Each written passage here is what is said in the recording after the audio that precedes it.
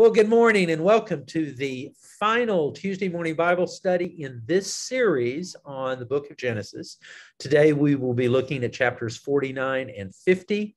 It will be Jacob's final blessings on his sons and his death and what follows Jacob's death, which then provides a bridge into the next book in the canon, the book of Exodus. All right, so let's turn to chapter 49, and we will see Jacob's last words, his last blessings. As we have seen again and again in this book, blessings matter. They were believed to have tremendous power. Not like magic, but still, they were believed to have great power, great influence. And we will see who gets blessed and who just kind of has things said about them, and then who actually gets some negative things said about them. So it'll be interesting. All right, so chapter 49. Let's start. Let's actually read verses 1 through 12 to get started. Then Jacob called his sons and said, "Gather around, that I may tell you what will happen to you in days to come. Assemble and hear, O sons of Jacob. Listen to Israel, your father. Reuben, you are my firstborn, my might, and the first fruits of my vigor, excelling in rank and excelling in power. Unstable as water, you shall no longer excel, because you went up onto your father's bed. Then you defiled it. You went up onto my couch. Simeon and Levi are brothers. Weapons of violence are their swords. May I never come into their counsel. May I not be joined to their company. For in their anger they killed men, and at their whim they hamstrung oxen. Cursed be their anger, for it is fierce, and their wrath, for it is cruel. I will divide them in Jacob, and scatter them in Israel. Judah, your brothers shall praise you. Your hand shall be on the neck of your enemies. Your father's sons shall bow down before you. Judah is a lion's whelp. From the prey, my son, you have gone up. He crouches down, he stretches out like a lion, like a lioness who dares rouse him up. The scepter shall not depart from Judah, nor the ruler's staff from between his feet, until tribute comes to him and the obedience of the peoples is his. Binding his foal to the vine and his donkey's colt to the choice vine, he washes his garments in wine and his robe in the blood of grapes. His eyes are darker than wine, and his teeth whiter than milk." Okay. So, pronouncements on Reuben, Simeon, Levi, and Judah. What do we think? What's here?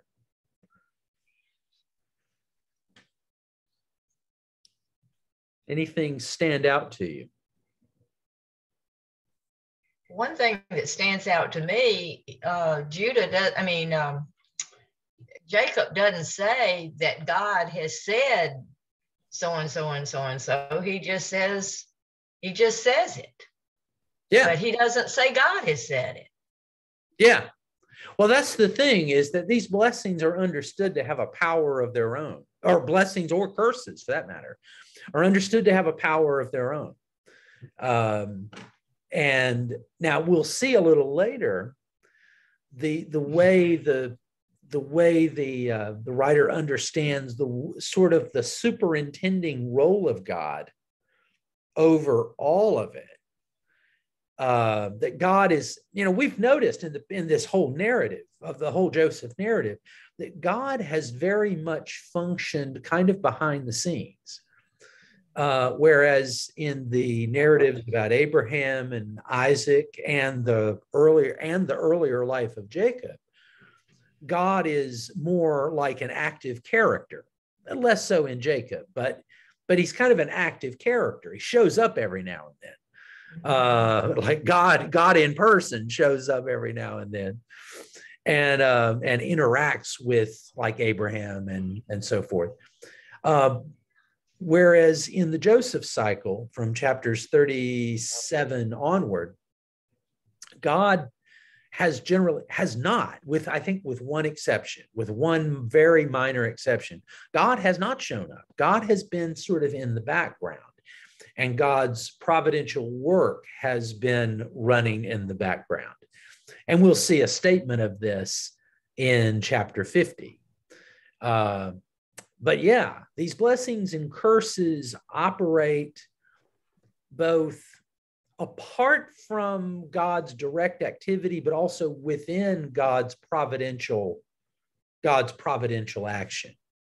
Yeah. Once more, we see the rule of primogeniture violated. Reuben is on the outside looking in. Right. And I think Jacob is a little harsh. It's all right for him to have a concubine, but he's not willing to share a little bit. He totally violates the firstborn rule just because of that. So right. I mean, that's the only thing he accused him of. Really. Yeah, that's right. That's right. Reuben. Now, it's not stated, but it's not stated here anyway. Reuben did, of course, have a role in Joseph, being thrown into the pit and all that, and being sold into slavery. Reuben had a role in that too. They all did, didn't they? They all did. Oh, yeah. Reuben is specifically named at a few points, as I recall. But yeah, the thing he's singled out for here is that he slept with his father's concubine, Bilhah, which occurred back in chapter 35. And even there, it was a very passing reference. It was chapter 35, verse 22. There was no story about it. It was just kind of almost mentioned as an afterthought. Which, do you have a photographic memory, Tom? Do you have a photographic? No. I have a pen and I have some paper that I write things down. But you instantly came back to the chapter that one. No. I had written that down. Okay, so we were thinking the same thing. Yeah, no, we were thinking the same thing. Yeah, definitely that. Great minds think alike. Right? Absolute awe. You shouldn't spoil the moment. Well, next time I won't try to disabuse you of that. So, no, it's it was in chapter 35, verse 22. It was where it mentions that Reuben did this, but it's mentioned very much in passing. I mean, we don't need to look at it, but you can look at it in your own. Chapter 35, verse 22. It's mentioned almost in passing, although it is mentioned. As soon as it says that Reuben did this, it also says that Jacob found out. And it kind of leaves up to our imaginations a little bit what the effect that this had on Jacob's perception of his oldest son. It may go without saying, it may go without saying that sleeping with your father's concubine would be, in that culture, would be considered an act of rebellion.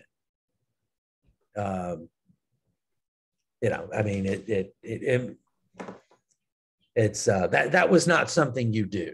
That's just not a good thing to do. Okay, so what else? Well, Judah seems to be the only one he speaks well of. That's right. So far, Judah's the only one who gets anything good said about him.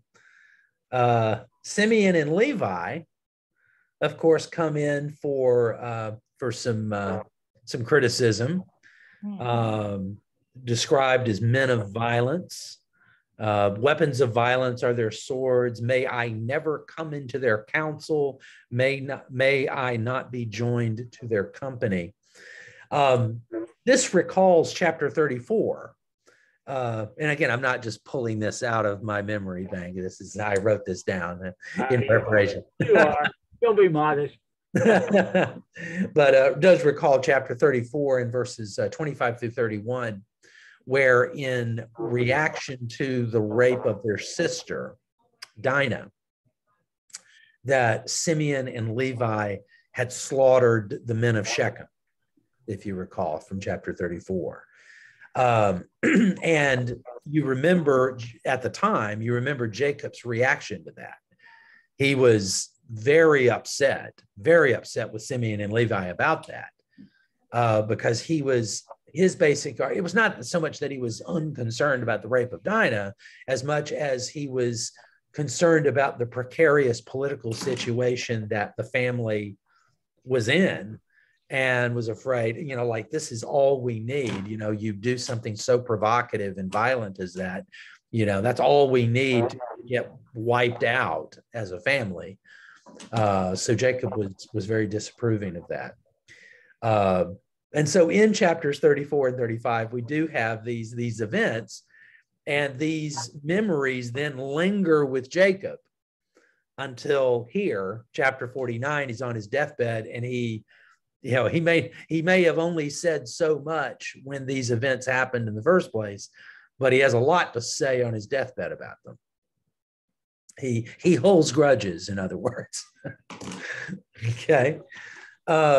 Incidentally, both with, of course, these blessings and curses and stuff don't just have to do with, singular people. They have to do with whole families and descendancies.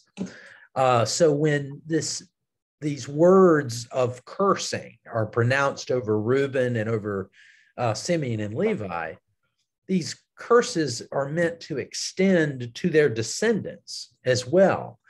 And so with the tribe of Reuben, the descendancy of Reuben, the tribe of Reuben eventually diminished and disappeared.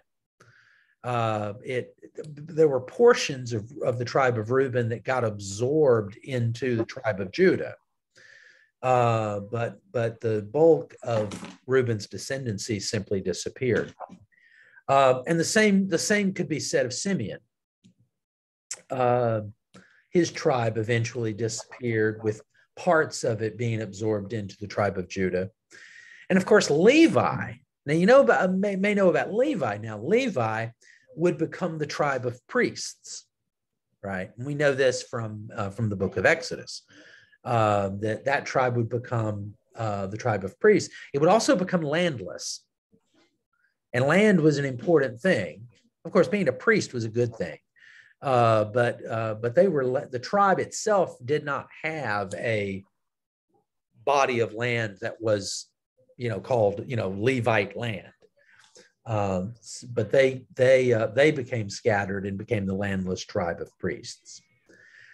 And then, of course, verses 8 through 12, speaking of Judah, a couple of things that are interesting about it, aside from the fact that it speaks of Judah ruling over his brothers, and speaks of it in a very positive way. It also speaks of Judah being bathed in abundance. This, of course, is pointing. The narrator knows this. The narrator knows that King David will be descended from Judah. And so, with that knowledge in mind, he certainly understands that the tribe of Judah is going to be a very important tribe, in days to come. One other little thing, I don't know how much significance it may have. It appears that the name Judah, or Judah in Hebrew, is grammatically or semantically related to the Hebrew word for praise, which is yodu. And this is Yudah.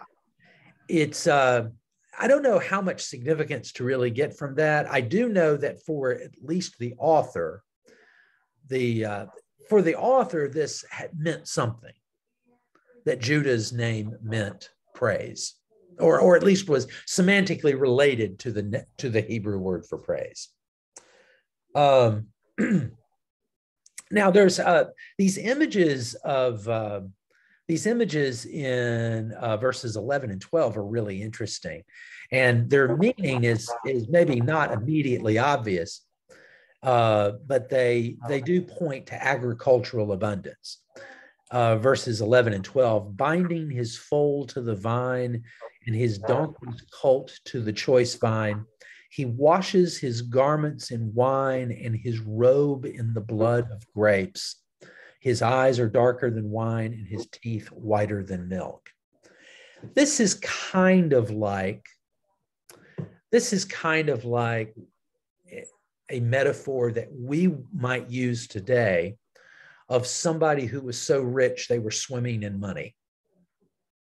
Imagine somebody just, falling back into a big thing of paper bills and woo, swimming in money. Except here it's swimming in grapes, swimming in wine, as it were, swimming in agricultural abundance, wine and milk, all of these images. All right.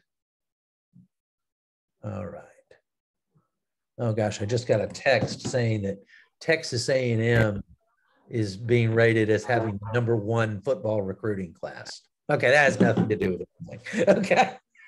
It is so. Yeah, I know. Say it isn't so. Okay. So anyway, now we move on to verses 13, and we'll probably let's read verses 13 through 21. And here are a series of statements that are not really blessings as such, but they're also not really curses. They're more like just kind of statements on the future. So verse 13, Zebulun shall settle at the shore of the sea. He shall be a haven for ships, and his border shall be at Sidon. Issachar is a strong donkey lying down between the sheepfolds. He saw that a resting place was good and that the land was pleasant. So he bowed his shoulder to the burden and became a slave at forced labor. Dan shall judge his people as one of the tribes of Israel. Dan shall be a snake by the roadside, a viper along the path that bites the horse's heels so that its rider falls backward. Now this is bizarre. Verse 18, I wait for your salvation, O Lord. Verse 19, Gad shall be raided by raiders, but he shall raid at their heels. Asher's food shall be rich, and he shall provide royal delicacies. Naphtali is a doe let loose that bears lovely fawns. Okay.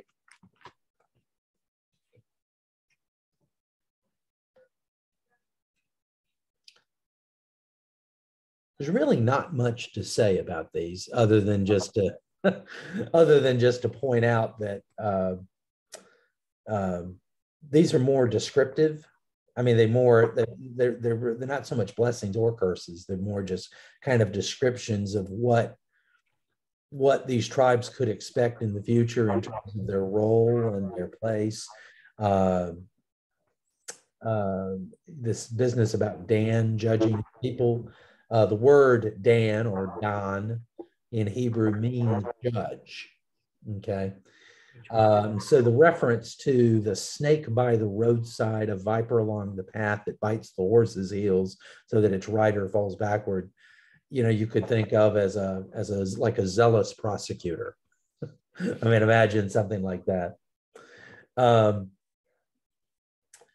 But Gad shall be raided by raiders, but he shall raid at their heels. Asher's food shall be rich. He shall provide royal delicacies. These are more descriptive and anything, not so much blessings as such. What's really odd and mysterious is verse 18. What in the world is verse 18 doing? I don't find that mysterious at all. Okay, why so? The man is dying and he's giving his soliloquy, and like Red Fox, I'm coming, Elizabeth. He's right in the middle of it. He's saying, Lord, I'm waiting for your salvation. Then he goes on with his soliloquy. So yeah, sure. Okay. And maybe that's too simple, but I just see him as all of a sudden saying, I'm coming, Lord, I'm coming. Yeah. It may be as simple as that, though. I mean, it's a fair point.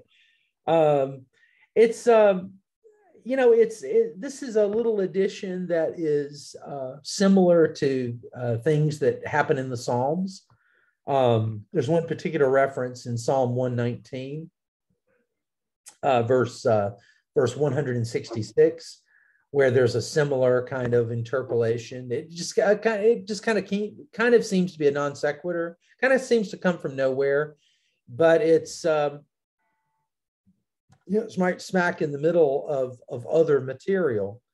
I mean, I think that's a fair read of it, because we'll see at the end of this chapter, Jacob dies. It's like as soon as he says all this, he's gathered his sons around, say, here, listen to what I have to say to you. Some of it you're going to like, some of it you won't. But I'm going to finish what I'm saying, and then as soon as I'm done, I'm going to die. So yeah. Okay, now in verses 22, we'll read 22 through 28. There's a little more here. He turns to Joseph. Joseph is a fruitful bough by a spring. His branches run over the wall. The archers fiercely attacked him. They shot at him and pressed him hard. Yet his bow remained taut, and his arms were made agile by the hands of the mighty one of Jacob, by the name of the shepherd, the rock of Israel, by the rock of your father who will help you, by the Almighty who will bless you with blessings of heaven above, blessings of the deep that lies beneath, blessings of the breasts and of the womb. The blessings of your father are stronger than the blessings of the eternal mountains, the bounties of the everlasting hills. May they be on the head of Joseph, on the brow of him who is set apart from his brothers. And then Joseph's done. And then Benjamin is a ravenous wolf, in the morning devouring the prey, and at evening dividing the spoil. All these are the 12 tribes of Israel. And this is what their father said to them when he blessed them, blessing each one of them with a suitable blessing. All right.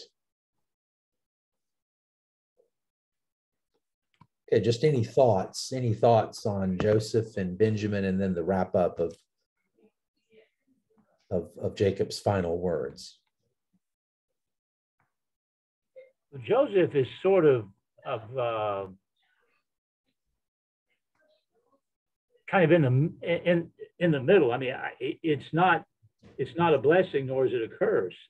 I don't see him anyway. But he just sort of describing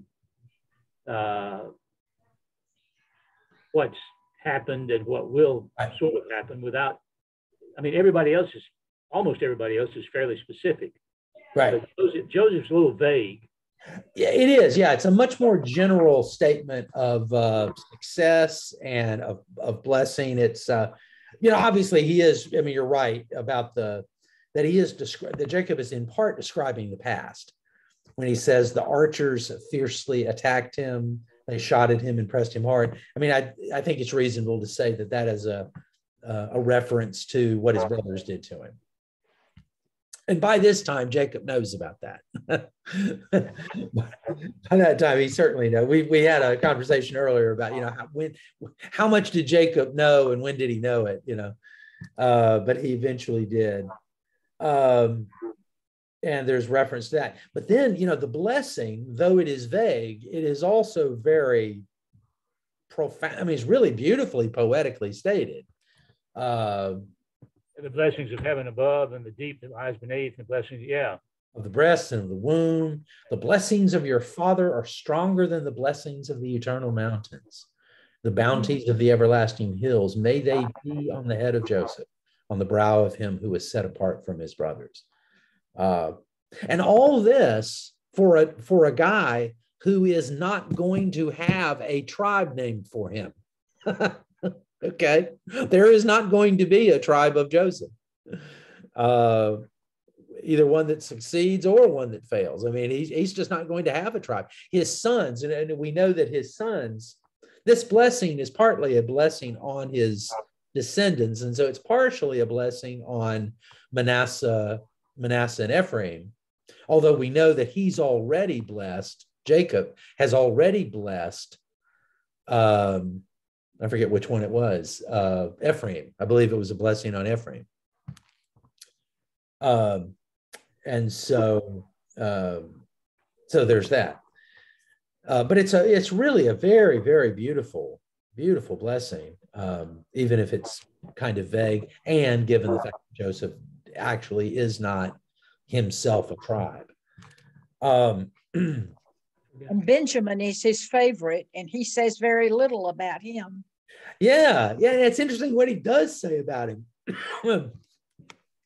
I'm not sure that I would want to be described as a ravenous wolf, in the morning devouring the prey and at evening dividing the spoil. It's not a curse, to be called that. It's just like, is that really all my dad thinks? Tom, what did the tribe of Benjamin become famous for? I can't recall. Well, he would a couple of things. He would be the source of the Apostle Paul. Now, of course, the narrator of this does not know that. He doesn't know. The narrator of this, the author of this, does not know that. But yeah, Paul is going to be from the tribe of Benjamin. And Benjamin is, the tribe that sort of survives in the South. Benjamin and Judah are the tribes that make up the later kingdom of Judah, whereas the other 10 tribes were part of the northern kingdom of Israel, which then got overthrown in 722 BC with the Assyrian conquest. And so those are the so-called lost tribes of Israel. Those are the tribes that kind of disappear. Because the thing is, you don't hear, I mean, once you get to New Testament times, apart from the book of Revelation that makes reference to the tribes of Israel, and the fact that Jesus, in choosing the 12 disciples, is thinking about the tribes of Israel. Okay, he is doing it. But the only tribes you really hear anything about at all are Judah and Benjamin. Really the only ones you hear anything about. And they are the tribes that survived in the South, and that did not disappear when Judah itself was conquered by the Babylonians about 140 years later, after the 10 northern tribes were conquered by the Assyrians. They took them into exile then, right? The Babylonians took the Babylonians, right? Right. Yeah, the Assyrians didn't so much take people into exile as much as just kind of kill them, or sell them into slavery and just kind of spread them all over the place. There were people, the Samaritans later on in the New Testament. The Samaritans were descendants of the sort of the mingling of the Assyrian and northern 10 tribes, following that conquest, how the Assyrians and the northern 10 tribes kind of blended, and the Samaritans are from that mingling of people, which is part of why the Jews of Jesus's day, who were all of the tribe of Judah and Benjamin, would look down on the Samaritans, would look down on these people who are descendants of the mingling of the Assyrians and the northern 10 tribes. And so, yeah. Now, one other thing to know too, and this is just a interesting little fact, is that these portions of the book of Genesis, it's believed that this chapter, this material, is actually some of the oldest material. We've said all along that the book of Genesis is a conglomeration of multiple sources, multiple texts that probably a 5th century BC redactor or team of redactors brought together and then kind of edited into a single document. Having said that, this material here is believed to be some of the oldest material in the entire book. But even if it wasn't, given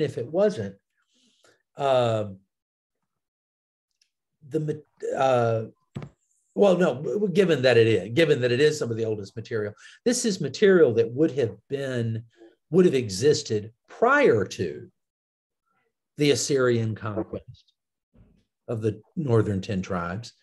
It would have existed prior to the Babylonian conquest.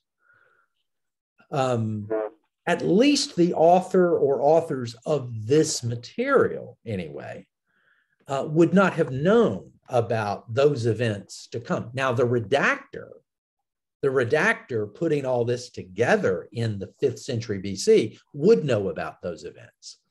But it is noteworthy that the things that are said here about these tribes seem to show no awareness of the specific fates of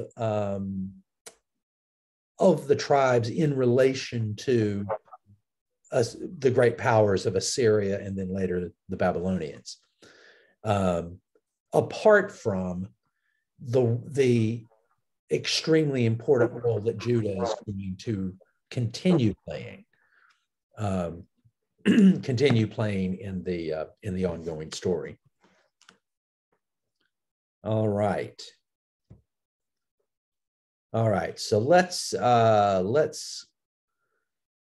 continue verse 29. Let's finish the chapter. Jacob's death and burial. And I love these phrases. Some of these phrases, I mean, I have to remember that they're biblical phrases, not Shakespearean phrases, but just really wonderful. Then he, Jacob, charged them, saying to them, I am about to be gathered to my people. Bury me with my ancestors in the cave in the field of Ephron the Hittite, in the cave in the field at Machpelah near Mamre in the land of Canaan, in the field that Abraham bought from Ephron the Hittite as a burial site. There Abraham and his wife Sarah were buried. There Isaac and his wife Rebekah were buried. And there I buried Leah. The field and the cave that is in it were purchased from the Hittites. When Jacob ended his charge to his sons, he drew up his feet into the bed, breathed his last, and was gathered to his people. I love that expression, gathered to his people. I know this has nothing to do with Genesis. It always makes me think of that wonderful line in Lord of the Rings where King Theoden of the Rohan is dying on the battlefield, and his daughter, or his niece actually, is tending to him as he is dying. He does a final speech, and he says, "Now I go to be gathered to my fathers, in whose mighty company I shall not now feel ashamed." So good stuff, such good stuff. But yeah, that he breathed his last and was gathered to his people. Now, of course, this is happening with all of the sons, all the sons there. Okay. So the first thing we're told in chapter 50 and we'll start reading into it. Then Joseph threw himself on his father's face and wept over him and kissed him. Joseph commanded the physicians in his service to embalm his father. And so the physicians embalmed Israel.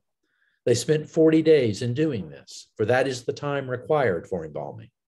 And the Egyptians wept for him 70 days.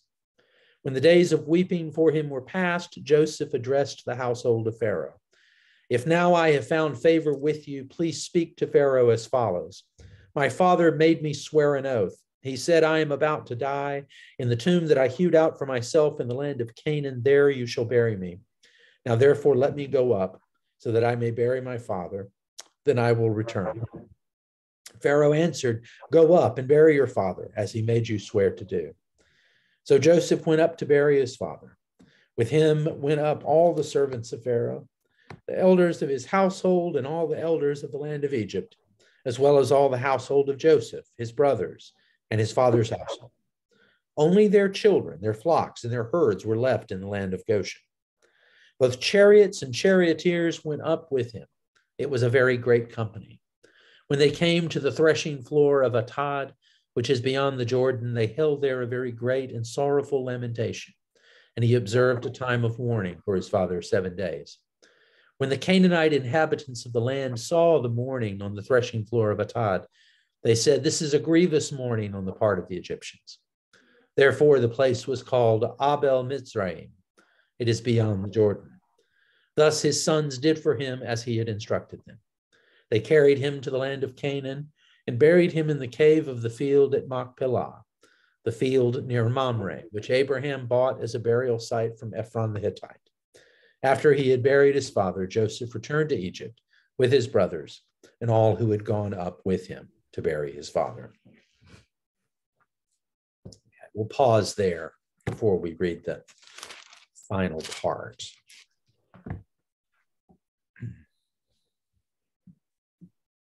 What do you think? I'm a little surprised that the Egyptians would weep for him for 70 days. That might be a bit of, maybe certain Egyptians, but you know, I mean, the guy's a foreigner, right? So yeah. They all going to mourn him because of Joseph. Well, partly. But Egyptians in the palace, maybe. And I remember that too, that this is, that though I'm sure there was a lot of sincere mourning going on, this is actually a prescribed formality. You know, this is something like, okay, now is the time of mourning, you know, and it's like an official, you know, and then when the time is up, it's like, now the time of mourning is over. You know, I mean, obviously, you know, some people are going to continue being sad, you know, after that point. But it's like mourning, lamentation is a prescribed activity. Mm-hmm. It's not just how you feel. It's like there are certain acts and rituals that accompany this period, you know, and so and that's I think that's what's going on here. Well, I say that's a high honor for a foreigner. Sure. You know, sure. A guy that hadn't been there, like Joseph's been there. A foreigner. Yeah. He, you know, this is all based on Joseph's authority. Joseph's he's a visiting relative. Yeah. This is all based on Joseph's authority and his relationship with Pharaoh, you know, or Pharaoh's regard for Joseph, that Pharaoh gives the green light for Joseph to do what he swore to his father that he would do. But yeah, this is, now also remember too, that, you know, by this time, Joseph has an Egyptian wife. He has sons who are half Egyptian. You know, I mean, so Joseph, in a way, Joseph is almost half Egyptian, you know, he's kind of half Egyptian himself, because he was still very young when he was sold into slavery. And he spent the better part of his, you know, young adult into midlife, you know, years as an Egyptian and looking like an Egyptian, dressing like an Egyptian, And so he's had time to kind of, for him and his children, to kind of, be acculturated into the Egyptian way. So it's, Tom, I just want to ask something. Do you think all that time that Joseph spent in Egypt, that had any effect on him not having more of a blessing from his father? Who, Joseph? Did that have an effect on Jacob not giving Joseph, no land and all the stuff we talked about? Oh, well, I mean, he, as far as the land goes, as far as all that, because I think, because Jacob understands that Joseph's not going back.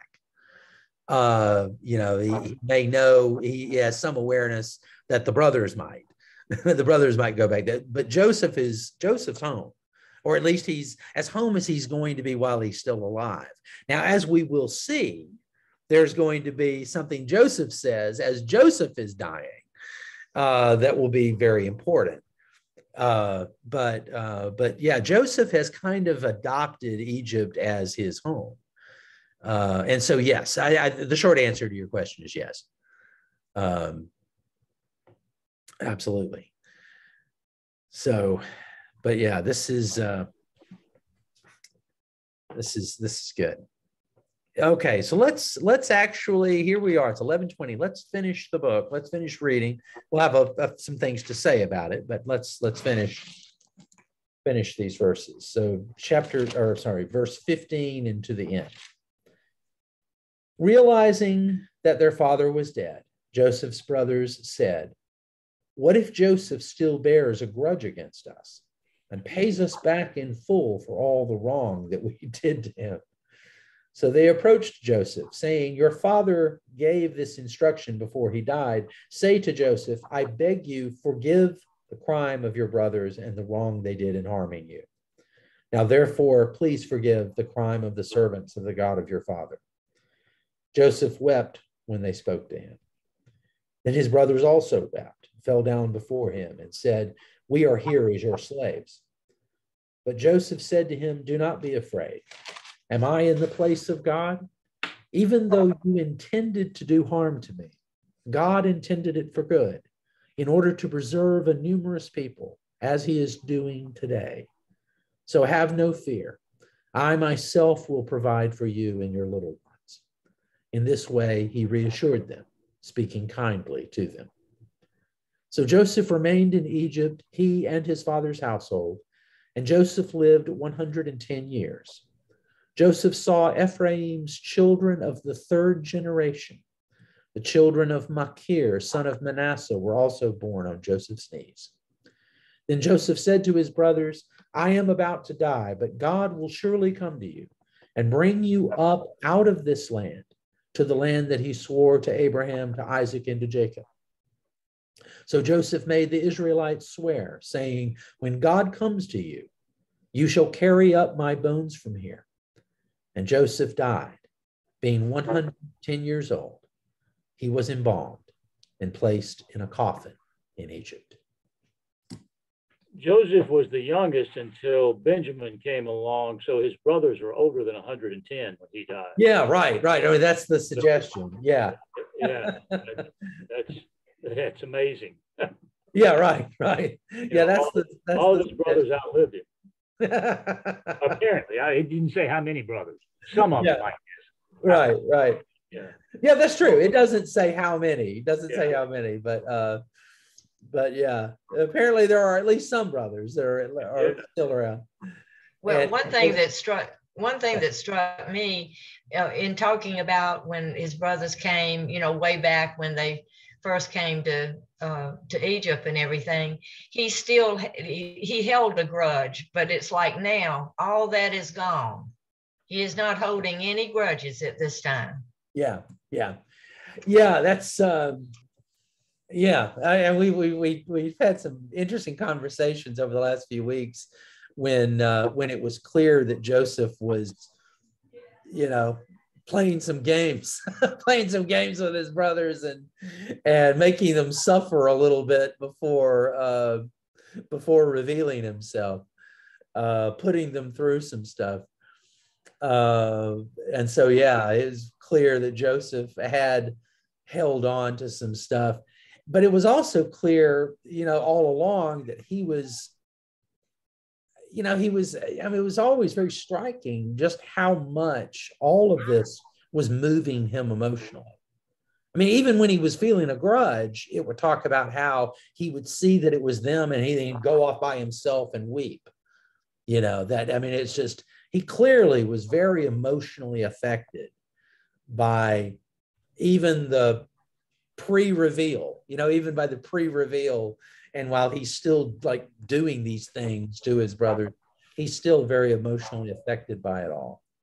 I think another way to say that is he's been moving toward being a whole person. He's great. Yeah. He's been moving toward being a really decent human being. And now here he looks like one, Yeah. Oh, that's good. That's good. It's, yeah. A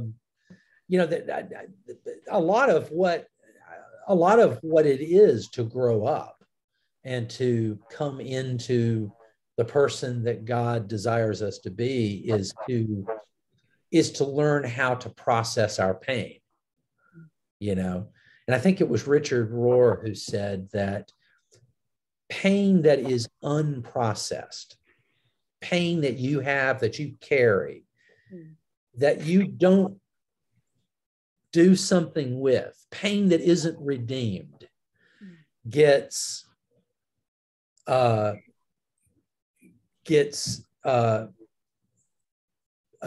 on others. You spread the pain.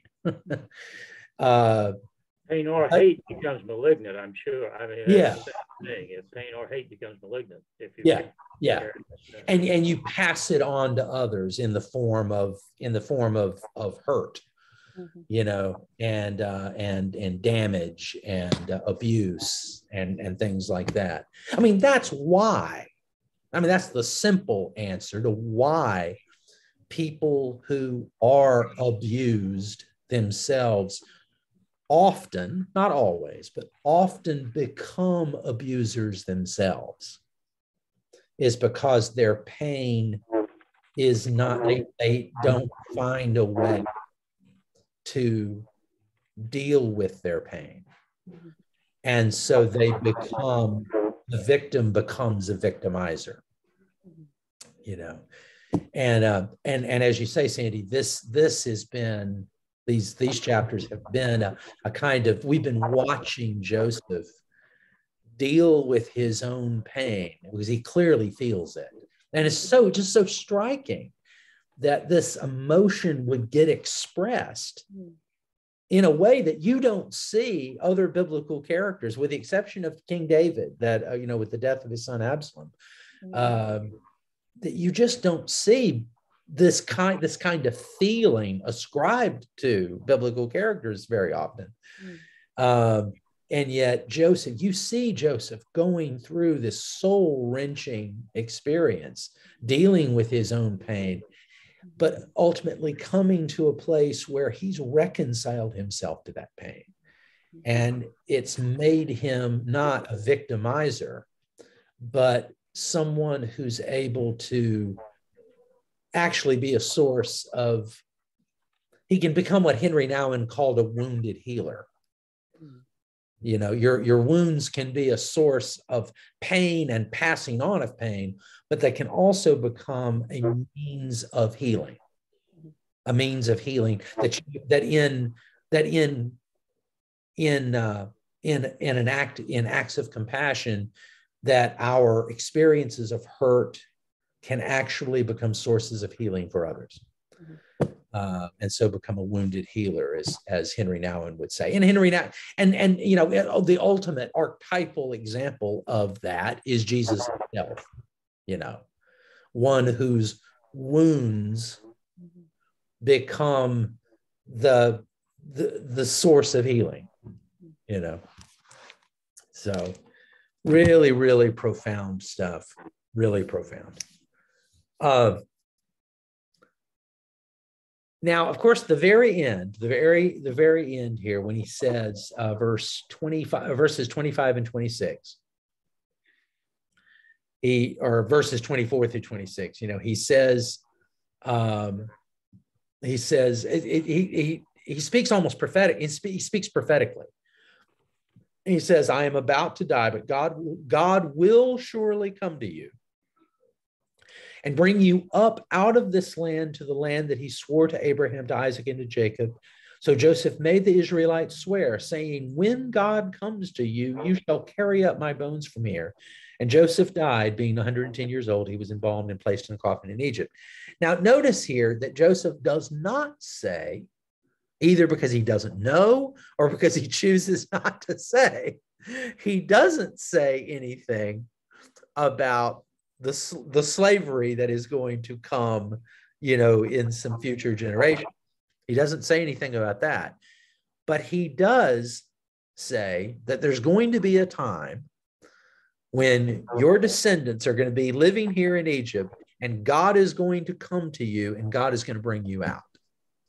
Again, doesn't explain the circumstances or the reason why God does this, only that God will do that. That there will come a day when your descendants will leave here and will go to the land that was promised to Abraham, Isaac, and Jacob. And when that happens, I want you to bring my remains. I'll be buried here in Egypt, but I want you to bring my embalmed, mummified, wrapped up body. I want you to bring my body and bury it in the land of Canaan, presumably in the same tomb with his forebears. This, of course, is a wonderful setup for the events of the book of Exodus, which should be properly understood as the sequel. It's sort of the return of the Jedi to the original Star Wars movie. It's the sequel. It's the thing that carries the story forward and wraps it up.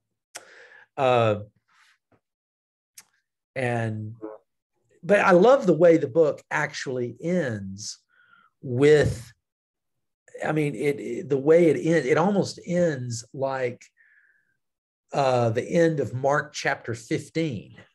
It ends, the Gospels, there's a chapter, like in Mark, it's chapter 15. I forget what it is in Matthew, Luke, and John, but in John, it's chapter 19, where the chapter ends with Jesus buried. And then, if you didn't read any further, you just end with the death of Jesus. And then in the following chapter, in each case, there's the narrative of resurrection. But the idea here is that the book of Genesis ends with this, this image of Joseph being buried in Egypt, but with him having just said that the day will come when my remains will be taken out of here, and your descendants, will be brought out of here. And it's just kind of left there. All of that is just kind of left hanging then at the end. And so then the book of Exodus is going to pick that story up with a recounting of the household of Jacob, and so forth. And then in verse 8 of chapter 1, where it says, now a new king arose over Egypt who did not know Joseph. And thus the events of Exodus follow. And thus ends the book of Genesis. Oh, wow. What a journey. What a journey this has been. Yeah. Wow, we have been a long way. Tom, you've done a magnificent job, and I applaud you. Yeah. Oh, thank you. It's been a treat. It's been a real treat. It's a great gift to us all. Well, thank you. Thank you very much. It's been a treat for me too. It's been just rereading this material and really grappling with it and seeing things, in our conversation, seeing things that I had never seen before. And it's always a pleasure and a true educational experience for the leader to go through this. I find it remarkable that you could pronounce all those names. Well, there's nothing like a Hebrew 101 class to help you with that. It's been a while since I took Hebrew back in seminary, but if nothing else, I did remember the alphabet, and I remembered how to pronounce words. If I don't always remember the meanings of those words, I at least know how to pronounce them. So anyway, okay. Now, so here we are at the end of Genesis. We are going to take at least a 1 week break as we kind of move into a new topic. I want to reiterate that especially if after we settle on a new book, if you want to take a break from this, if you want to reclaim your Tuesday morning, I want you to feel that you can do that without any sense of awkwardness or anything. At the same time, if you would like to stay on and continue with with Tuesday at 10:30 with a new book, then you are most welcome to do so. And without asking you that question, I would like to just share with you some of the ideas that I had for the next book, maybe to start, say, in 2 weeks. I was considering, or I have been considering a few possibilities. I was thinking of the fact that we've done before Genesis, not that any of you were involved before Genesis, but before Genesis, we did the Gospel of Matthew. So we did a gospel, and I think before that we did I think we did 1 Corinthians. Epistle of Paul, 1 Corinthians, and then of course Genesis for the last year.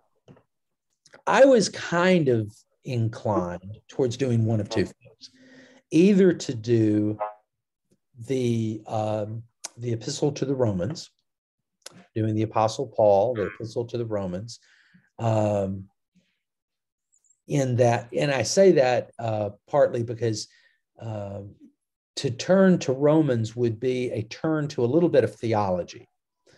I mean, even when studying 1 Corinthians, you're not just looking at theology, you're also looking at the very specific experiences of an early Christian community that was dealing with a whole bunch of things that were particular to the time and place, what it was like to be someone living in the city of Corinth.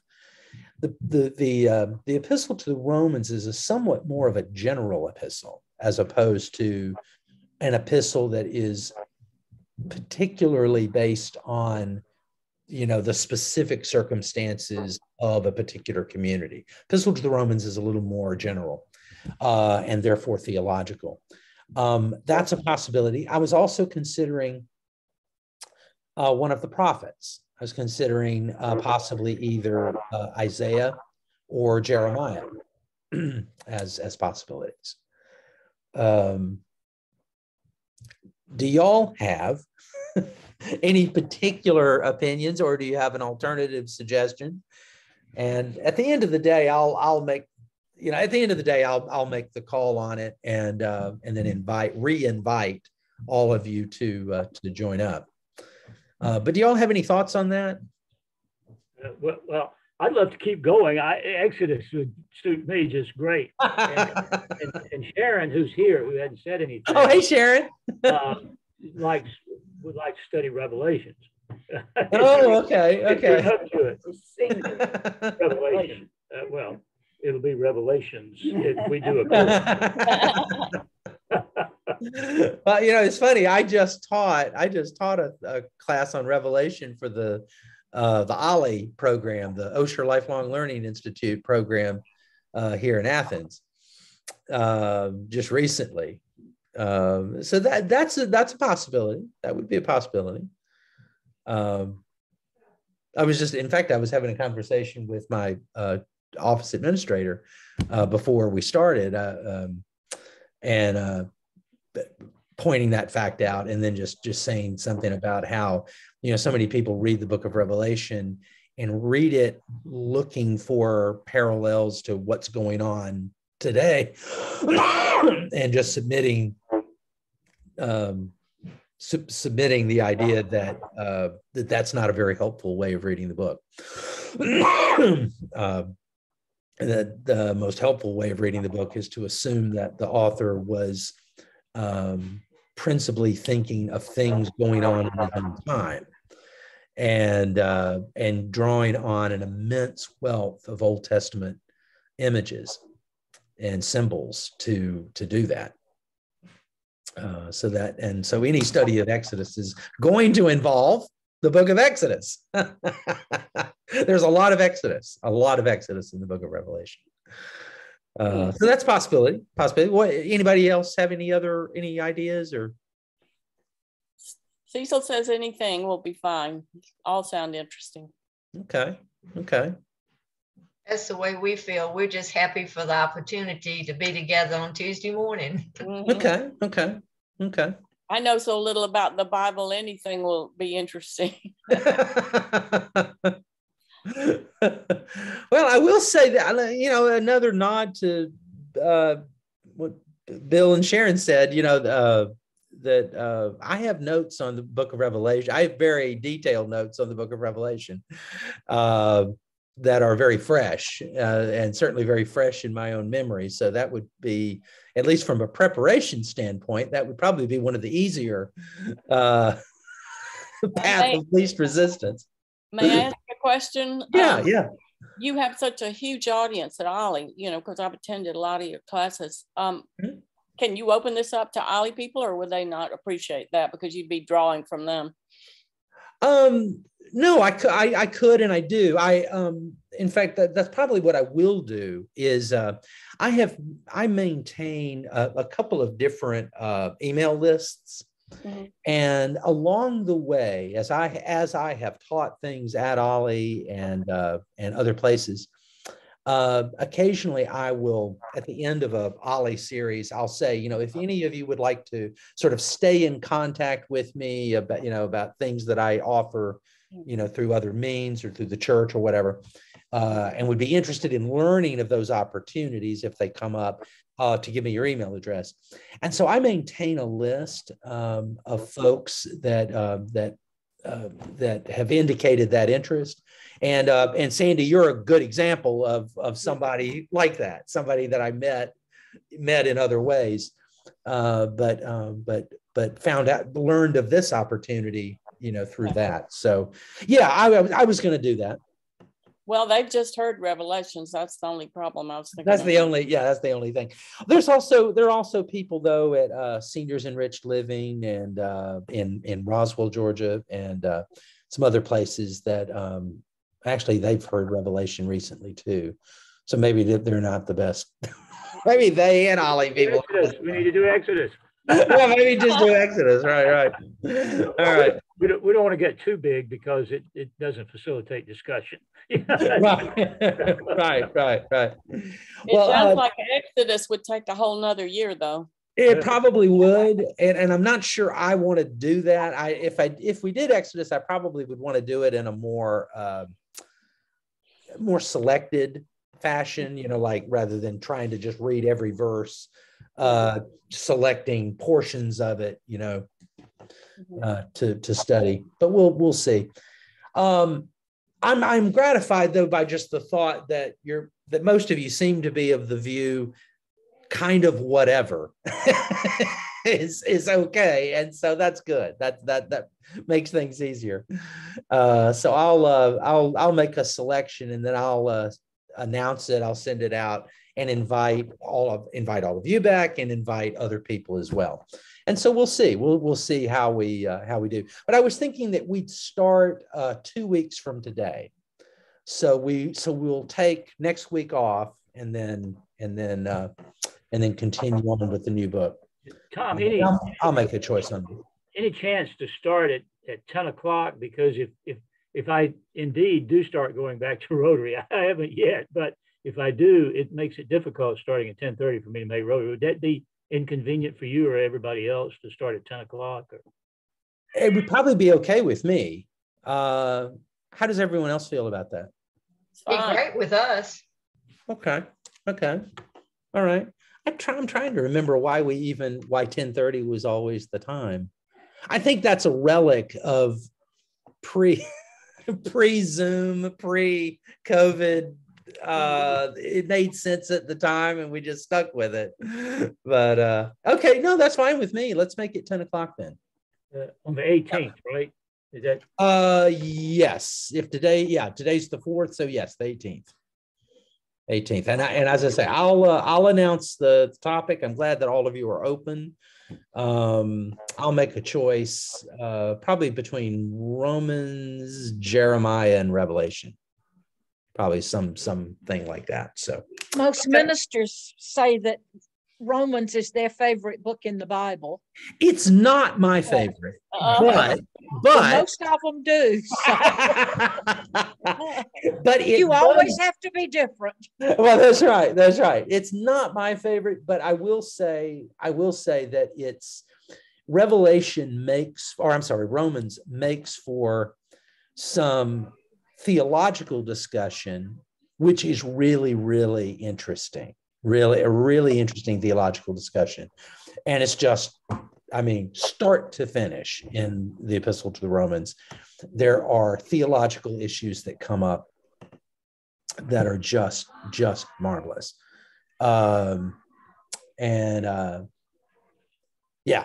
So that's that. But I have a thing for the prophets. Certainly Isaiah or Jeremiah, wonderful examples too. Probably not Ezekiel. There's some weirdness in Ezekiel that I'd like to stay away from. But anyway, okay. Well, we'll go ahead and sign off then, and I'll be sending y'all an email with the new invitation but if I don't hear from you, I will. If I don't hear from you, negatively, like no way I want to study that or something like that. Unless I hear from you negatively, I will include you by default on the Zoom invitation for the next series. So, okay. Well, thanks, y'all. Well, have a good rest of the week, and we'll see you. We'll see you 2 weeks from today. Bye-bye, everybody. Okay. Bye. Bye-bye, y'all. Bye. Bye. Bye.